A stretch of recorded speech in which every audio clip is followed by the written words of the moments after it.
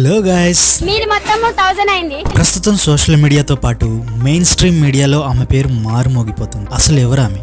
ఎందుకంత క్రేజ్? అసలు ఆమెకి వైఎస్ఆర్సీపీ పార్టీకి సంబంధం ఏంటి? ఆంటీ అసలు పేరు దాసరి సాయి కుమారి, సొంత ఊరు ఆంధ్రప్రదేశ్ లోని గుడివాడ. 2011లో తన కుటుంబంతో పాటు హైదరాబాద్ వచ్చి మాదాపూర్ లోని చిన్న స్ట్రీట్ ఫుడ్ సెంటర్ ని స్టార్ట్ చేశారు. ఇప్పుడు ఆమె ఒక సెన్సేషన్ గా మారిపోయింది.